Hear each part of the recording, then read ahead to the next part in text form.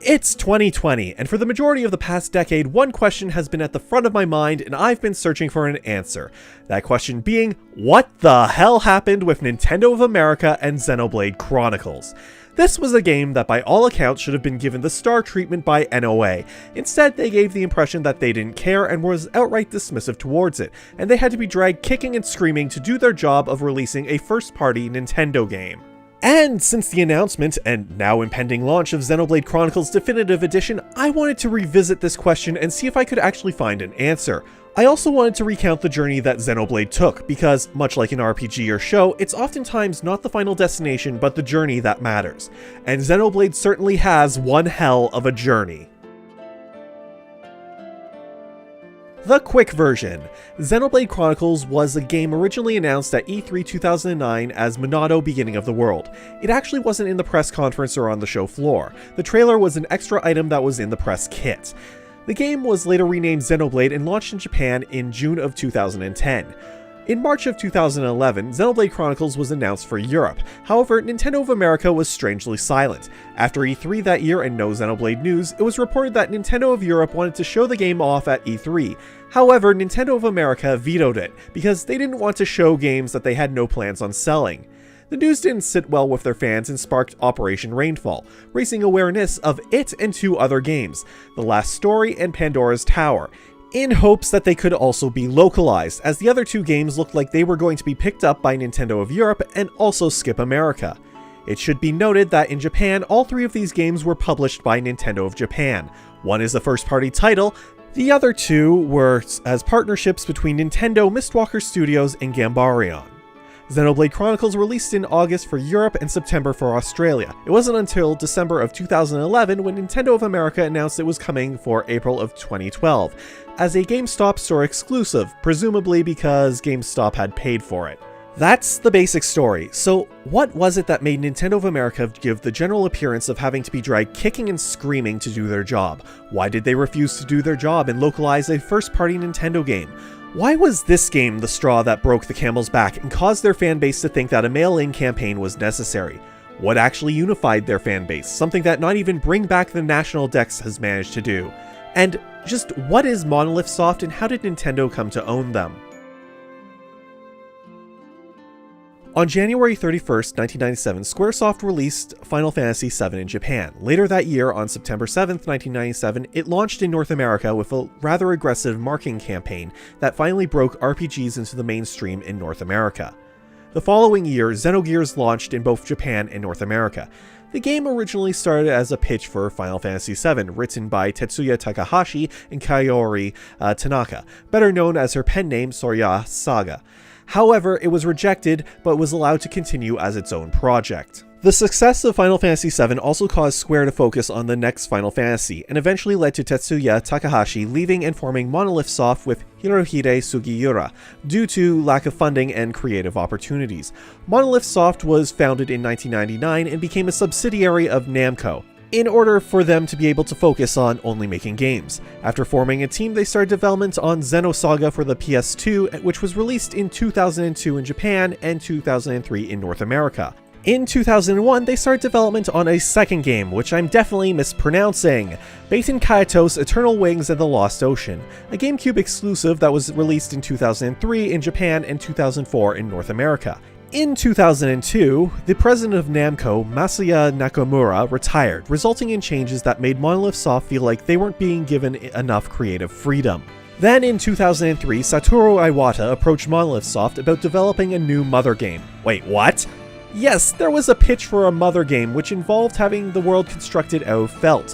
While this game never passed the pitch phase, since it was rejected by Shigesato Itoi, this does appear to be the start of Nintendo's relationship with Monolith Soft. Also unrelated to anything right now, but does anyone else suddenly want a spiritual successor to Mother designed by both Goodfeel and Monolith Soft? In February of 2005, it was announced that Namco and Bandai would merge, which resulted in more strain on Monolith Soft and now Namco Bandai's relationship, and the eventual cancellation of Baten Kaitos DS. There was one other Baten Kaitos game that was actually released, Baten Kaitos Origins. This game was published by Nintendo in both Japan and North America in 2006. E3 2006 also brought us the announcement of a game known as Disaster Day of Crisis for the then upcoming Wii. the second Monolith soft game to be published by Nintendo. In April of 2007, Namco Bandai announced that they had sold 80% of their stock of Monolith Soft to Nintendo, making Monolith Soft a subsidiary of Nintendo. It should be noted that originally Namco Bandai still retained 16%, although they eventually sold that remaining 16% to Nintendo as well.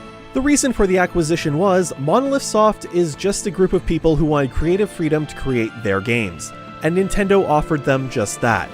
At least that was Nintendo of Japan. Nintendo of America kind of ignored them. 2008 saw the release of their first Nintendo published game since being acquired, Soma Bringer, and then it was followed by Disaster Day of Crisis. Soma Bringer was released only in Japan, and Disaster Day of Crisis was released in both Japan and Europe. Other games that Monolith Soft made, such as Super Robot Taisen OG Saga, Endless Frontier, and Dragon Ball Z Attack of the Saiyans, were published by Atlus and Namco Bandai respectively. So, why Xenoblade? What was it about this game that spurred the fanbase to take action? Why did they lash out at Nintendo? I think the answer to that lies in the life cycle of the Wii. In November of 2006, Nintendo released the Wii. Instantly, it became a phenomenon. In a move that I can only describe as it made sense at the time, while their competitors were going to focus on higher specs, Nintendo had realized that they could not survive an expensive ARM race, and they decided to focus on other things, in this case, motion controls. And it worked. It was a huge success that no one was expecting, and kind of looking back with hindsight and at how everyone reacted, one no one else besides Nintendo and their fans wanted. Everyone else had banked their money on the Xbox 360 and PS3, and were stubbornly adamant about it, no matter the outcome. In the case of the Wii, it was the Nintendo console for Nintendo gamers and grandmas and soccer moms. It was just constantly referred to as a passing fad, that each year would be its last hurrah, and then Nintendo would go third party or upgrade to a Wii HD that they needed to survive for every single year of its natural lifespan. If there is one thing that the later years of the Wii, and especially the lifespan of the Wii U, showed, it was that as good as Nintendo games are, they can't support a console by themselves, and they need third parties to fill in the gaps. I could probably have an entire rant on how third parties mistreated the Wii and how only Nintendo games sell on Nintendo systems is nothing more than a self-fulfilling prophecy.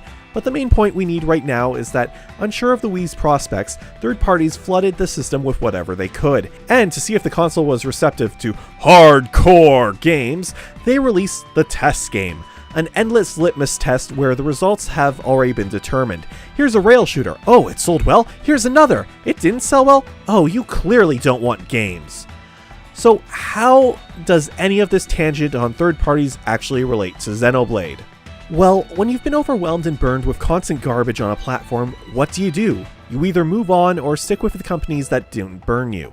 In this case, Nintendo. Unfortunately, this also puts additional stress on Nintendo to provide that content and fill in the gaps.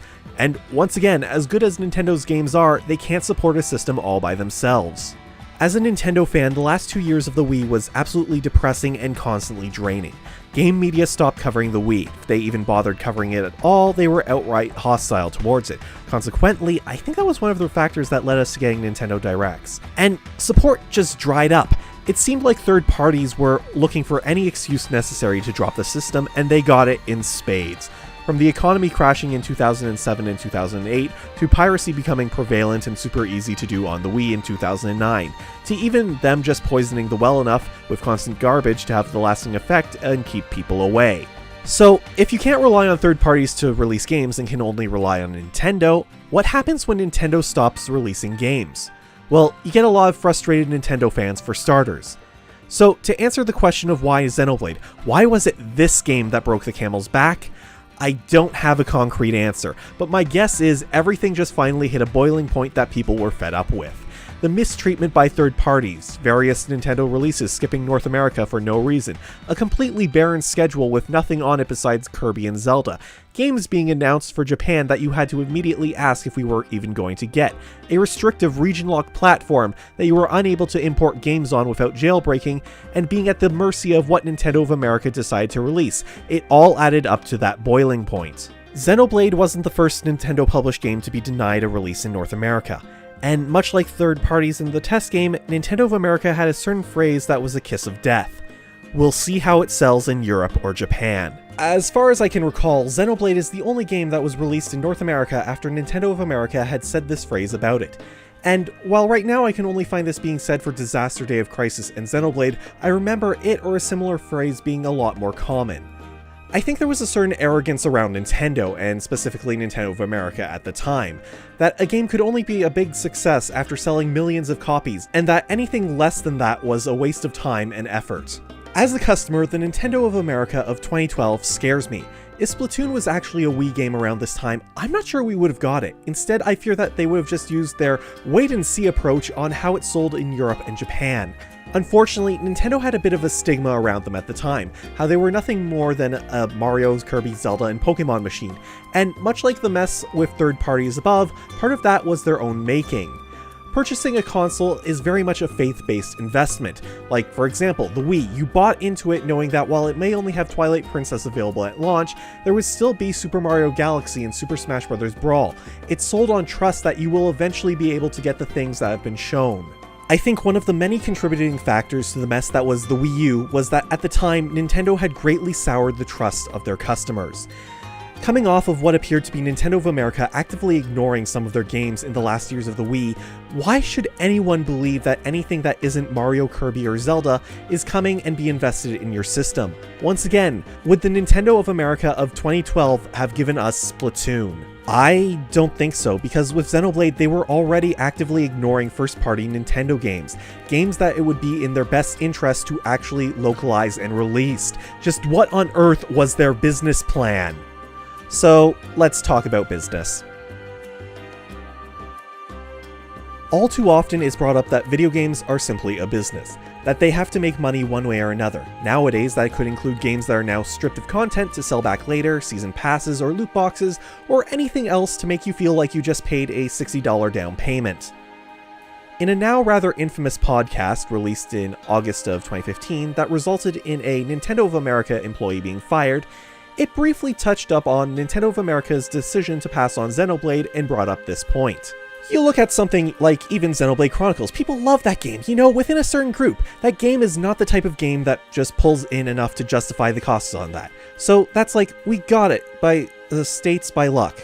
That NOE decided, oh, we'll take the fall, we'll localize that. Okay, because someone is going to have to eat the cost somewhere, because that game is guaranteed to not sell enough to justify how big that game is. Hundreds of hours all voiced. That's a lot of money that goes into that.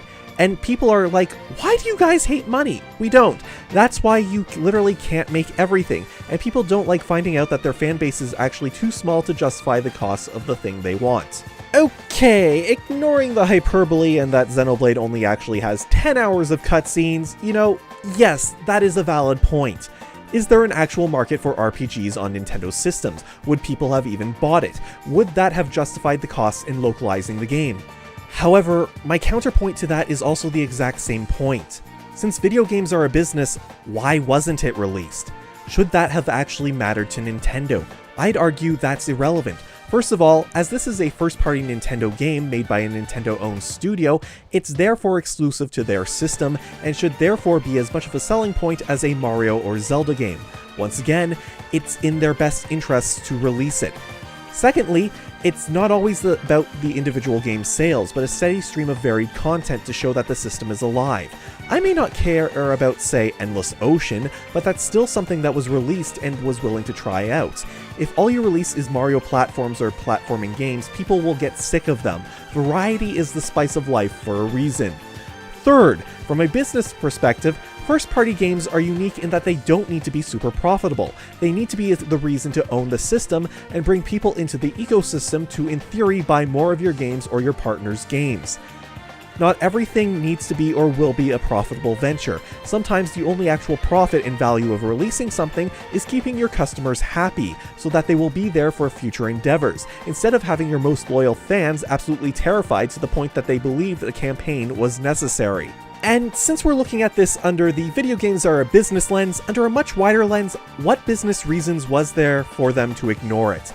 Is there any actual business reason that Nintendo could have had for not releasing that game in North America? In an ideal world where you don't have to worry about money or resources, the answer is no.